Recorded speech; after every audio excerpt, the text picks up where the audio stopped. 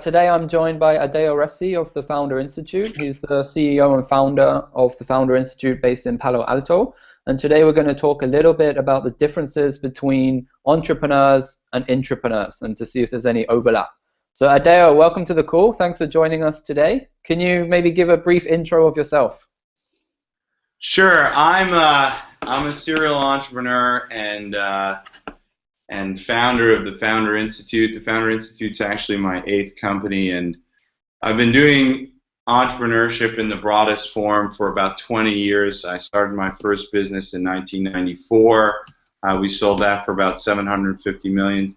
Then I took a company public, etc. So I've created about $2 billion of shareholder value, and I certainly understand entrepreneurship inside and out, maybe more than many people that I know.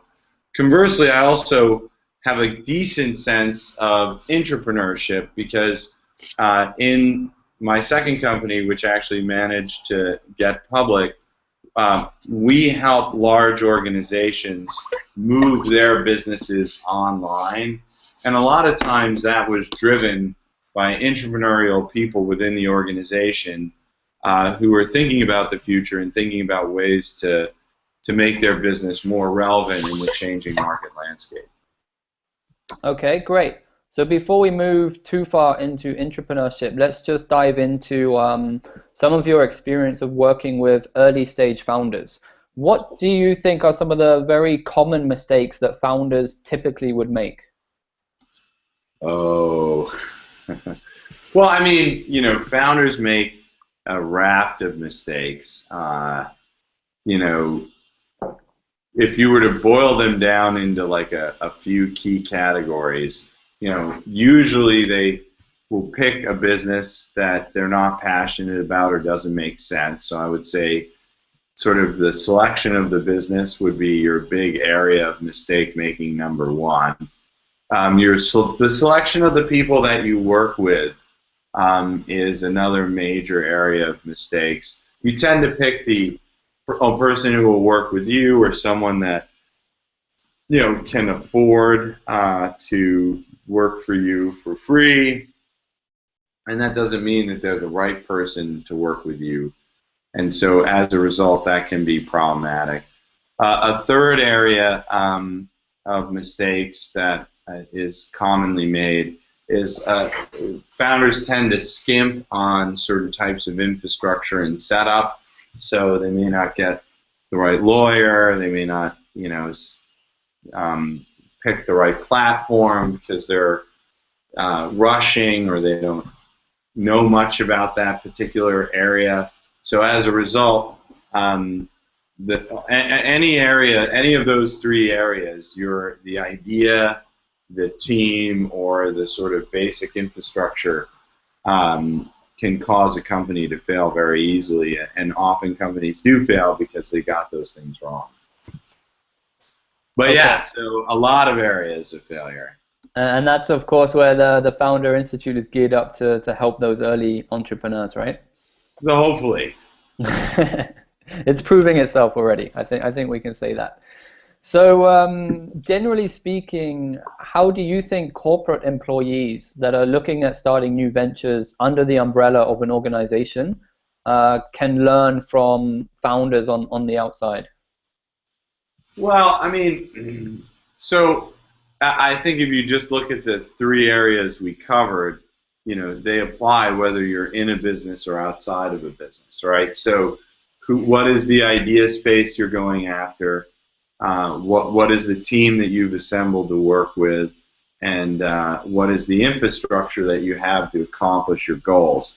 So I think the problems are almost exactly the same. The circumstances are very different. Oftentimes the problem or the idea space will be bounded by the vision of the parent company. So you can't just come up with any idea. You should come up with an idea that's relevant to your employer. Number two, the team, well, you can't just go recruit anybody. You probably have to recruit people from within the organization and probably within your immediate sub-organization, so your department, etc., it's not likely that you're going to find someone in a different office or in a different area come join your special project. And then the infrastructure will be also limited by what the company has available to provide you. So you can't go out and necessarily procure stuff from unassigned vendors in random places on the internet. You probably need to use the resources that the company has at their disposal.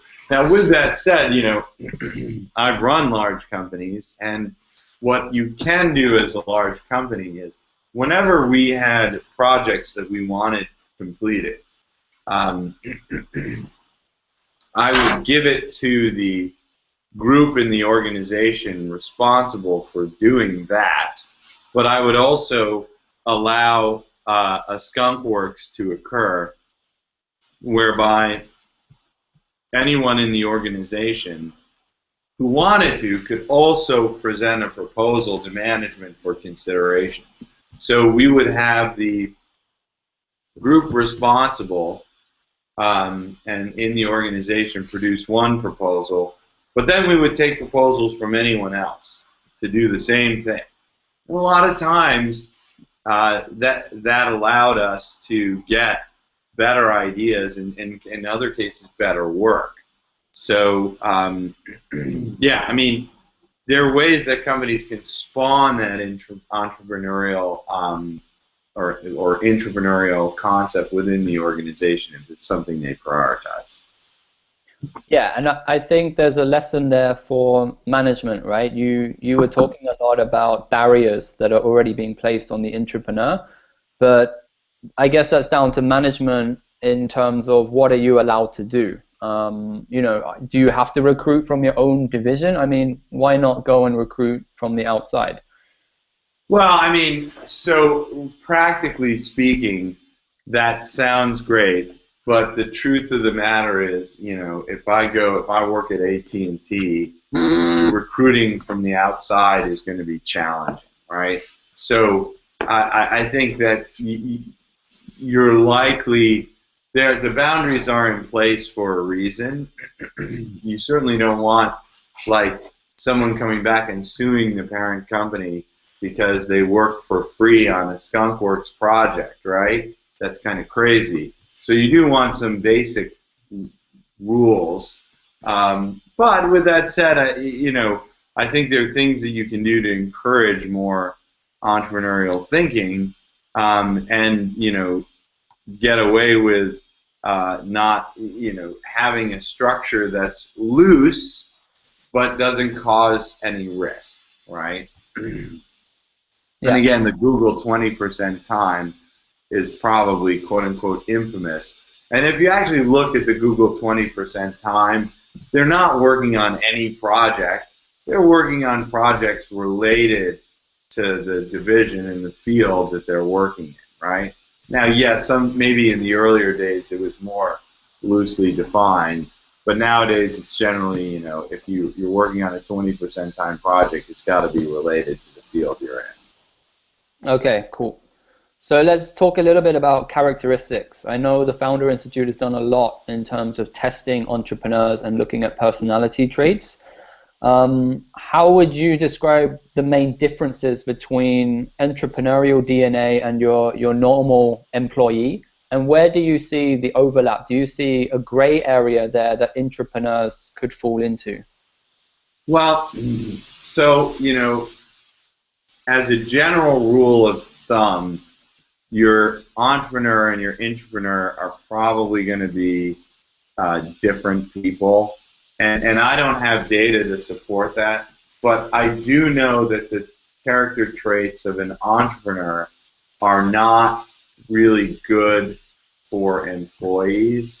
And just to give you a sense, like, so, you know, 3 character traits of an entrepreneur that make them very good are high fluid intelligence, right, and high openness, and then, you know, a variety, but and then I would say probably a low to moderate agreeableness might be 3 that I would look at. Now, if you this makes someone, it's not necessarily a bad employee, but that's not what you would optimize an employee around. And I know that employees tend to be optimized around high conscientiousness, which tends to be very responsible. And you probably want a higher level of agreeableness because they're easier to work with. So, you know, right there's almost no overlap between what makes a good entrepreneur and what makes a good employee. Now, fluid intelligence would be the only area that someone with high fluid intelligence would probably be a good employee and a good entrepreneur.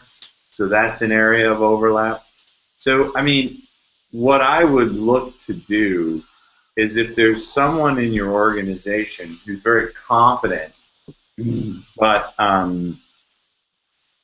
maybe appears frustrated, which probably has to do with the fact that they're an open-minded individual, and the rules and sort of regulations of the corporation, which are necessary for it to operate, are frustrating that person.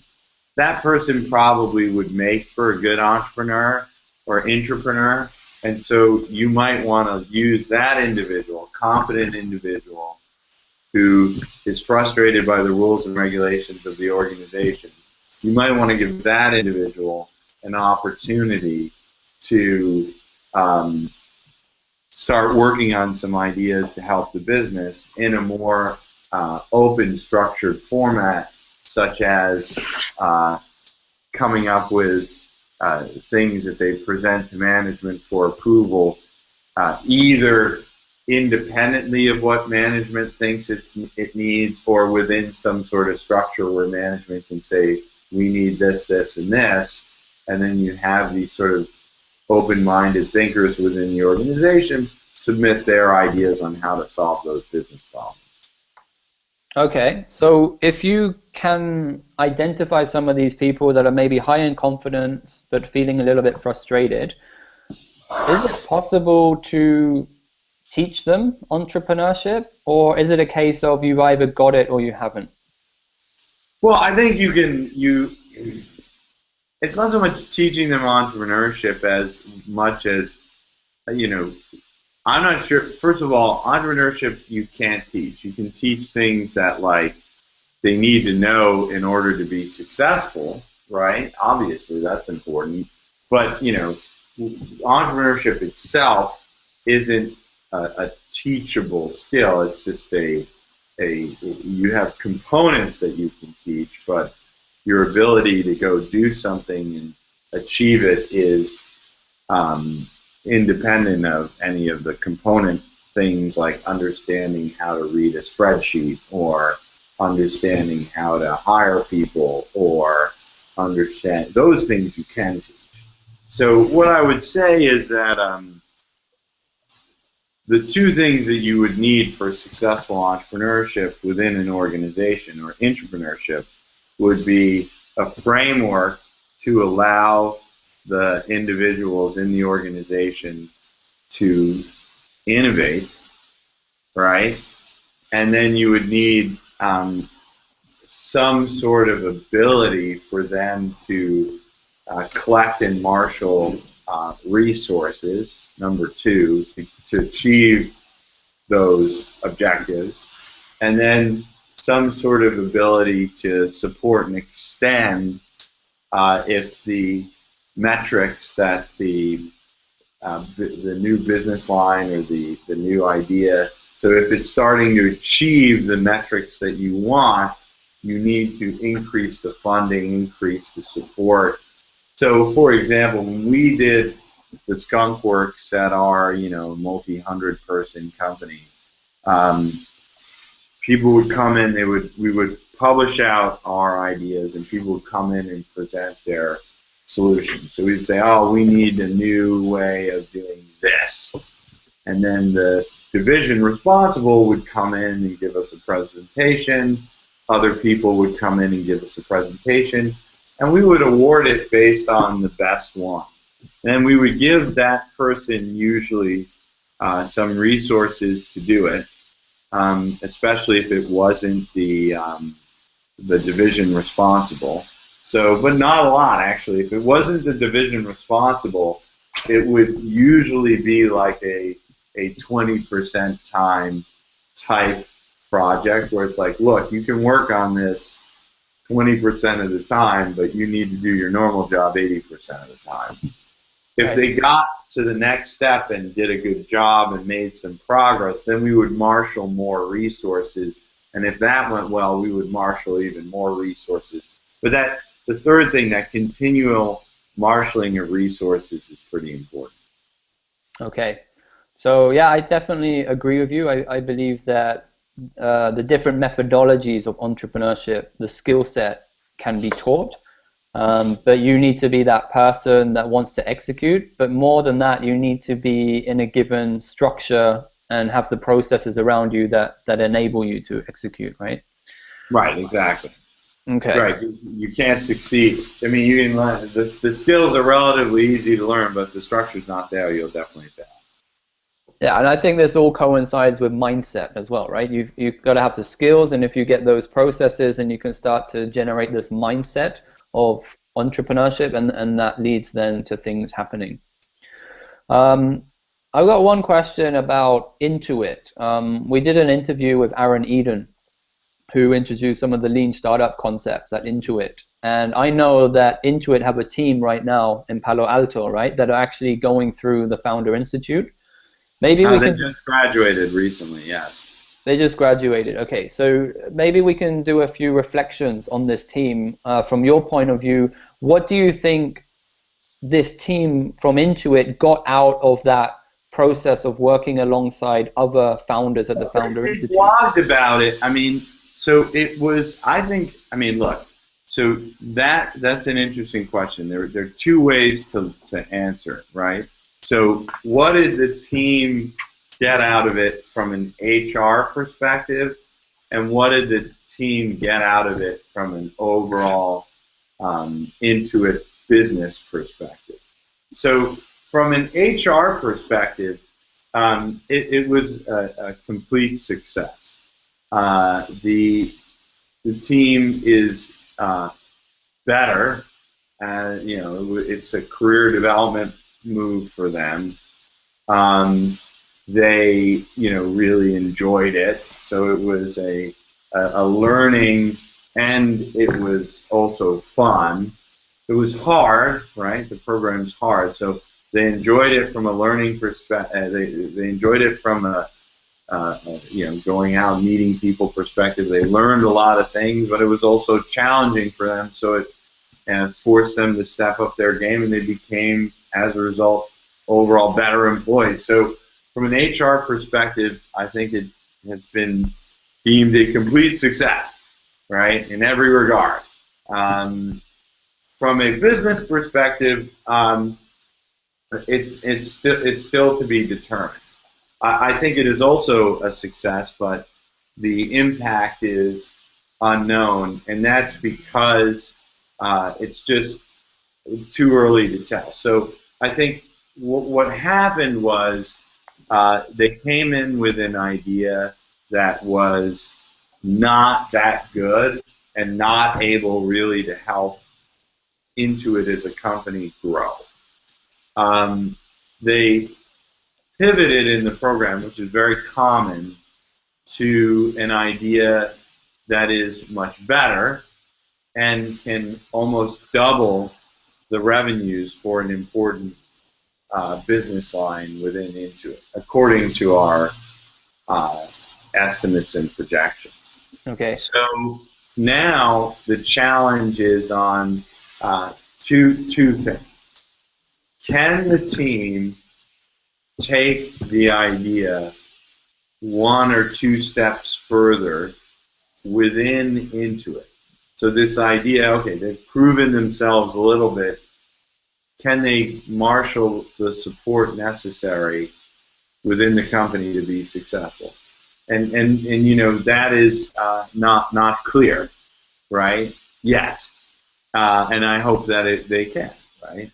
The second thing is, and will it then achieve the potential that we forecast? So can the Intuit support them to get them to the next level, and then will the business actually achieve its anticipated success rate? Those are unanswered questions. My belief is that, and I told, we actually have a prescribed follow-up period, so I committed to follow up with the team around now and check in to see how it's going. And if they have made a certain amount of progress, a variety of senior managers at Intuit have agreed to take a closer look and try and marshal the internal support for them. So I would say, again, overall it's a complete success. The end result of it from a business perspective is still to be determined. And right now there's no indication that it will be anything but a complete success as well. So I guess the other question is, Adeo, from such an innovative company, why was it better for Intuit to bring this team to an external entrepreneurial training program rather than trying to do it themselves internally, right?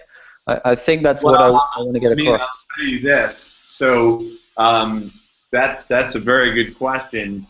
And the truth of the matter is that at first we kept the Intuit individuals separate from the rest of the group, and their progress was medium to low.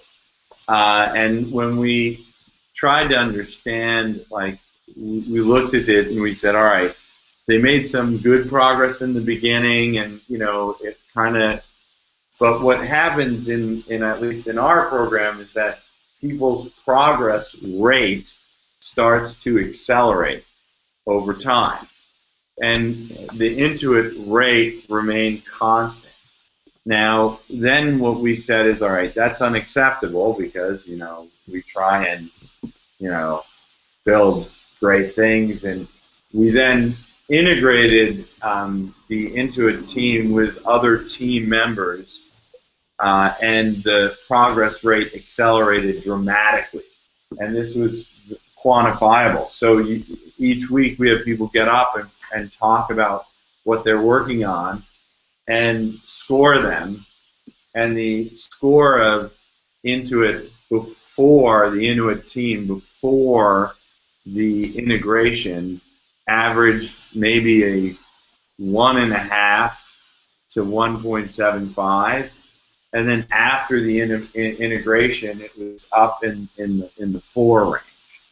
So it more than doubled when the team was integrated. And the way that, for me, that means that you can't rely on the culture of a business to force accelerated innovation. It's when you pull people out of the culture and you integrate them with other cultures and other ways of doing things that you see an accelerated learning. And again, if we're measuring it from like a 1.5 to 1.75 all the way up to an average of a 4, when the culture was remixed a little bit. Okay, so obviously huge advantages by getting outside of your corporate culture and working elbow to elbow with other entrepreneurs or maybe even other intrapreneurs from other companies, right? Right. And that was definitively measurable. There was a huge jump, and the only change was we broke them out of their incumbent group that was only other Intuit people. Okay, interesting. So let's have a look towards the future. What is your belief in terms of how companies should start applying intrapreneurship in order to foster innovation? I've spoken to a lot of people, and a lot of people seem to believe intrapreneurship will become a job title or at least an interim management kind of role. Do you think companies should now be focusing on building an army of intrapreneurs? Well, I wouldn't go that far. It sounds almost scary. an army of entrepreneurs. No, what I think that what I said was before is probably the right strategy, right? You need to come up with some sort of structure to allow the core problems of the business to be solved by non-obvious groups within your own organization that might even be self-formed, and that those solutions can be developed initially after hours. Then they might migrate into 20% time, and then they might grow beyond that. So I think that that's probably, and now that could be a function today within the HR group, right? So upper management might marshal human resources to put out the word that innovative products are needed and employees can contribute to solutions. And I think, you know, I wouldn't look to like reinvent the wheel, and it's popular a lot of times in management to go and be like, oh, we need our head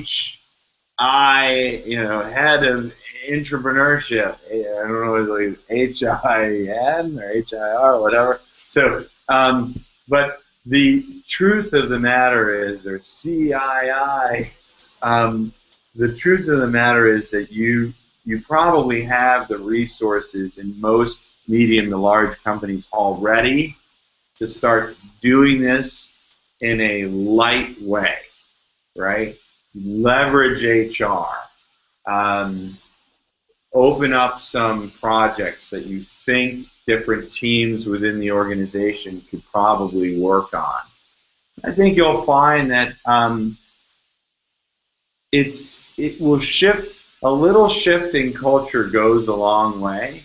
So this isn't a big shift in culture, right? Allowing people to contribute ideas to projects, and many is something that a lot of companies already try to do, right? So allowing teams to form, to come, you know, it's just a small shift, but it could have a big impact. So I would very precisely recommend starting small.